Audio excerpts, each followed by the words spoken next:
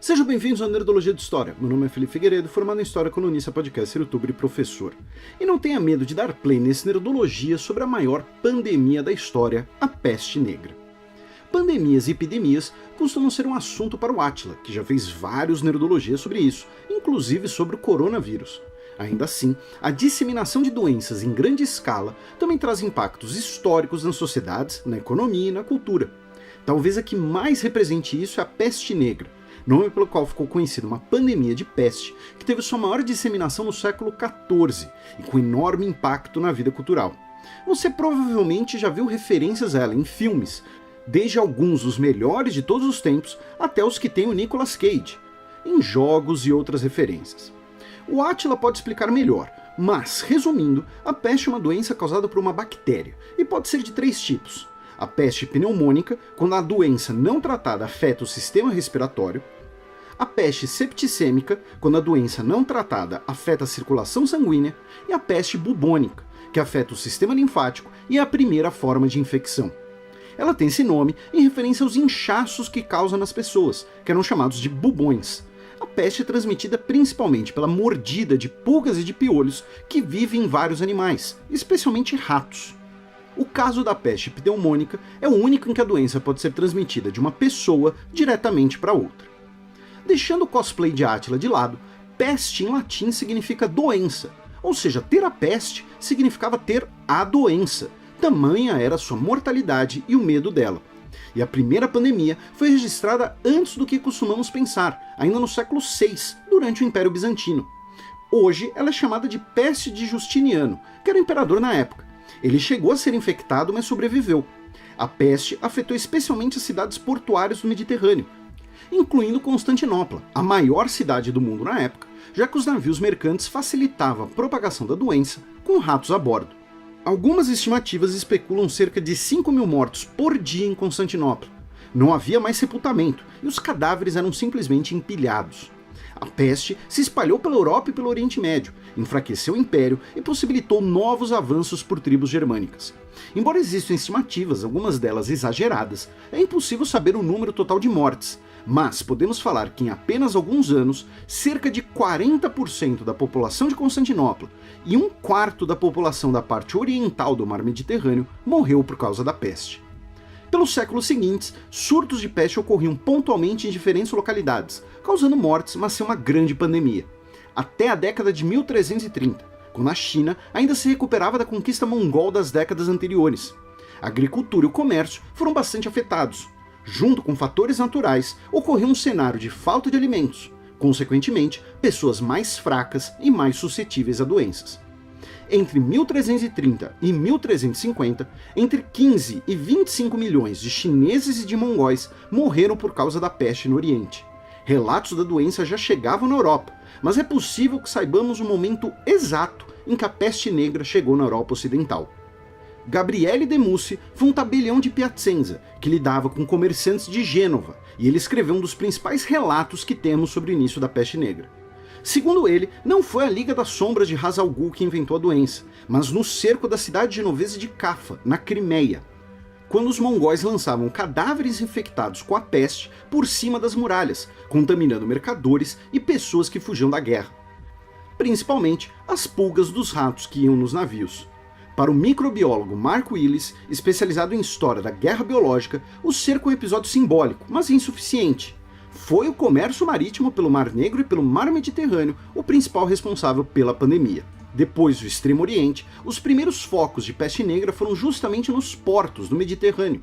De Alexandria e de Acre, a peste se espalhou pelo Oriente Médio e pelo norte da África. Da Itália e da Grécia, ela se espalhou pela Europa e, em apenas 4 anos, a pandemia já afetava a Escandinávia e as regiões bálticas. Em 1350, ela chegou até na Islândia.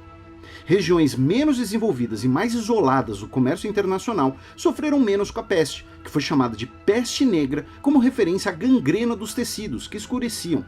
A maior parte das pessoas morria em até 7 dias dos primeiros sintomas. A súbita aparição de uma doença mortal que se espalha de forma muito rápida, sem nenhuma explicação plausível para a época, teve grandes impactos sociais e culturais. A Guerra dos 100 Anos foi paralisada. As mortes causaram declínio econômico, menos comércio, menos produção agrícola, menos alimentos disponíveis e, novamente, pessoas mais fracas. Para tentar explicar a peste, muitos diziam que era uma punição divina e a única forma de evitar a morte seria a penitência, como o autoflagelo ou arrependimento. Outros diziam que a peste era obra de algum grupo da população. Nos anos da peste negra, ocorreram massacres e linchamentos de pessoas com hanseníase, estrangeiros em uma comunidade, povos roma e de judeus. Apenas na cidade de Estrasburgo, em fevereiro de 1349, 2.000 judeus foram mortos, cerca de 10% de toda a população da cidade. Muitos judeus fugiram para a Polônia, que depois disso, por séculos, teve a maior comunidade judaica do mundo. Principalmente, fez a morte se tornar um tema cultural onipresente por toda a Europa, com retratos do medo, da inevitabilidade e da proximidade da morte. O maior exemplo disso é a Dança da Morte, uma alegoria que se popularizou décadas após a primeira pandemia, representando a morte como um esqueleto que dança com todas as pessoas, desde o Papa até os camponeses, muitas vezes em cima ou perto de um túmulo. E um dia vamos todos deixar de dançar. Esculturas da morte tornaram-se um elemento da arquitetura gótica. Além de gravuras e pinturas, a alegoria inspirou canções e peças de teatro.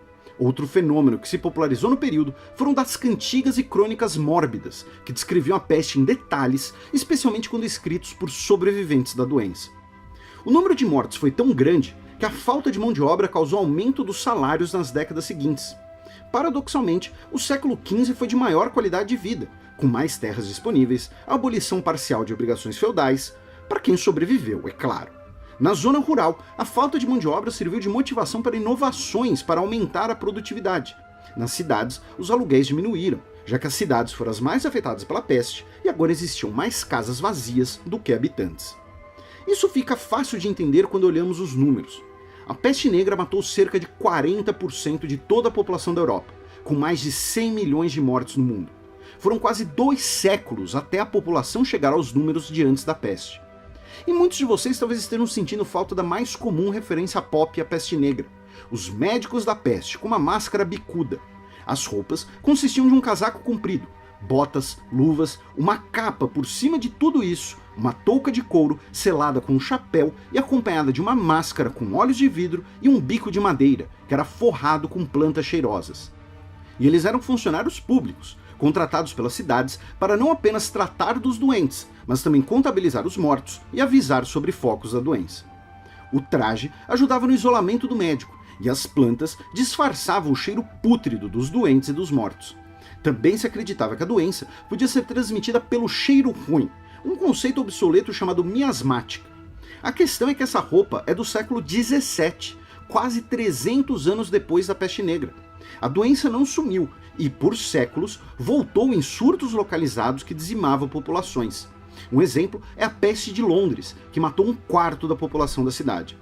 Um dos motivos dessa segunda onda não ter matado tanta gente é que, por causa do conceito da miasmática, as pessoas tentavam se livrar dos cheiros ruins, incluindo aí políticas de sepultamento, de sistemas de esgotos e de recolhimento de lixo. Essas coisas que hoje parecem óbvias pra gente.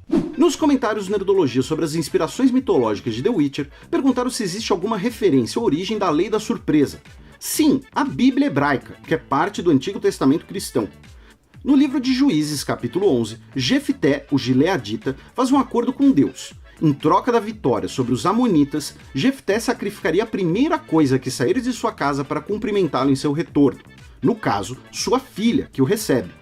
Comentaram também que a criatura Botling recebeu a tradução em português de fetúlio, e falaram em folclore brasileiro. Lembraram da velha pisadeira, ligada à paralisia do sono e que lembra as Alpes de Witcher, e que o autor já colocou uma referência à mitologia guarani em um dos seus livros, com uma criatura meio raposa chamada Aguara, que significa raposa em tupi-guarani, com até uma divindade raposa em seu panteão. Não se esqueçam de curtir e compartilhar o vídeo, assinem nosso canal para conhecer mais sobre pandemias e até a próxima!